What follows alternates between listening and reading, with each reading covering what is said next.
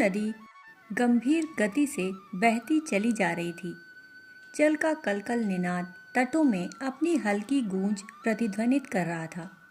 हल्की हल्की हवा नदी की धारा के साथ मिलकर और भी गंभीर होती जा रही थी। सूर्य की सुनहरी किरणें नदी की धारा को स्वर्णिम बना रही थीं। पंछियों के कलरव से सारा वातावरण संगीतमय हो उठा। वहां पहुंचकर कोई भी शांत और सहज हो सकता था। प्रकृति की इतनी मनोरम एवं सुंदर छटा अंतर्भावों को जगाने के लिए पर्याप्त थी। परंतु यह छटा तभी प्रभावित कर सकती थी जब कोई अंदर से थोड़ा सहज एवं शांत हो। सिंधु नदी के किनारे श्वेताब बेचैन होकर टहल रहा था। उसके अंतर मन में भावनाओं के भंवर गहराई से उठ रहे थे और उसके विचारों को अपने में समेटकर पता नहीं किस गहराई में खींचे ले जा रहे थे। श्वेताब बेचैन था, व्यथित था, अशांत एवं अकुलाहट से भरा था। वह इधर से उधर घूम रहा था। शाम गहराने लगी थी और इसी के साथ उसके विचारों में अनेकों उतार चढ़ाव आने लगे। उसका मन विचारों के अंधड़ में उड़ा जा रहा था। विचारों के द्रुतगामी प्रवाह से मन कभी स्थिर एवं शांत हो ही नहीं सकता। विचारों से लड़कर विचारों से पार जाना बड़ा कठिन कार्य है। विचारों से पार जाने के लिए आवश्यक है कि विचारों को साक्षी भाव से देखा जाए। विचारों को उठते गिरते देखा जाए। विचारों को दूर से आते हुए व उनमें निहित भाव को देखा जाए। श्वेताब को लग रहा था जैसे वह इस जटिल समस्या से उबर नहीं पा रहा और वह विक्षिप्त हो जाएगा। किसी ने उसको इस अवस्था में देखा तो बोला, युवक, तुम बहुत परेशान नजर आ रहे हो। तुमको इस अवस्था में देखकर अच्छा नहीं लग रहा। लगता है कि तुम किसी गंभीर आंतरिक समस्या से जूझ रहे हो। यदि मेरी मानो तो पास में ही एक गांव में सूफी संत बायजीद आए हुए हैं। वे श्रेष्ठ एवं बड़े ही सरल सहज प्रकृति के व्यक्ति हैं तथा बड़ी से बड़ी जटिल समस्याओं का बड़ा ही सहज एवं सरल समाधान करते हैं और उसी से सारी समस्याओं का समाधान मिलता है। मुझे लगता है कि तुमको उनके पास अवश्य ही जाकर अपनी समस्या बतानी चाहिए। श्वेताब उन अनजान व्यक्ति को धन्यवाद देकर उनके बताए गांव की ओर चल पड़ा। गांव पहुंचकर श्वेताब ने देखा कि गांव के बीच पेड़ के नीचे श्वेत दाढ़ी वाले एक वृद्ध व्यक्ति बैठे हैं। वे गौरवर्ण हैं, परंतु उनकी आंखों में एक जादुई चमक सी दिखाई दे रही है। उनकी वाणी में अद्भुत मिठास थी। श्वेताब को समझ में आ गया कि ये ही बाबा बायजीद हैं, जिनके चारों ओर उन्हें घेरे लोग बैठे हैं और उन्हें अपनी समस्याओं से अवगत करा रहे हैं। बाबा उन्हें बड़े प्यार से समझा रहे थे और समाधान दे रहे थे। श्वेताब भी जाकर उनके पास बैठ गया और उन्हें भाव भरा अभिवादन किया। बाबा बायजीद की प्यार भरी दृष्टि श्वेताब पर पड़ी और उसे देख वे मुस्कुरा दिए। बाबा बोले, युवक, लगता है कि तुम्हारी परेशानी का कारण मानसिक है। तुम्हारा मन ही तुम्हें परेशान कर रहा है। यूँ तो मन परेशान भी करता है और प्रसन्नता भी देता है। तुम्हारी इस समस्या का समाधान मेरे एक मित्र फकीर समद के पास है।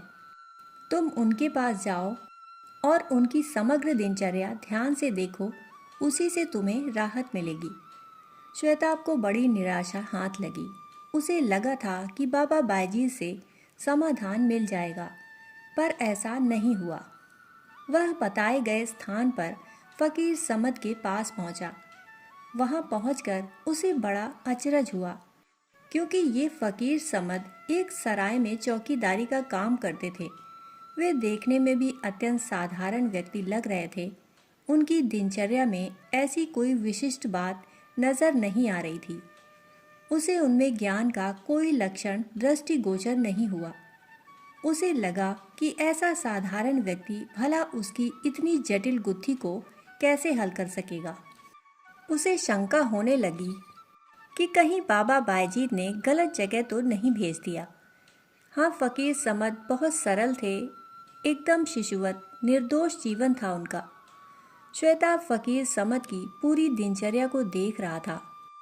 जब फ़कीर समद ने श्वेताब को देखा तो उनके अधरों पर एक स्मित मुस्कान उभर आई, जिसे वह समझ नहीं पाया। फ़कीर समद रात को सोने से पूर्व सराय के सारे बर्तनों को मांजते थे। बर्तन मांजते समय वे उसी काम में खो जाते। इतना ही नहीं, सुबह उठकर भी सबसे पहले इन धुले बर्तनों को फिर से एक बार धो लेते थे। श्वेताब ने पूछा, बाबा आप रात में बर्तनों को मांजते हैं, सुबह उठकर भी सबसे पहले इन धुले बर्तनों को फिर से धोते हैं। यह बात मुझे समझ में नहीं आई। फ़कीर समद बोले, युवक, मैं सोने से पहले बर्तनों को गंदगी हटाने के लिए मांजता हूँ, और चूँकि रात भर में उनमें थोड़ी बहुत धूल पुनः जम जाती है, इसलिए सुबह उन्हें फिर से धोना ज़रूरी हो जाता है। श्वेताब को इसमें कोई विशेष बात नज़र नहीं आई।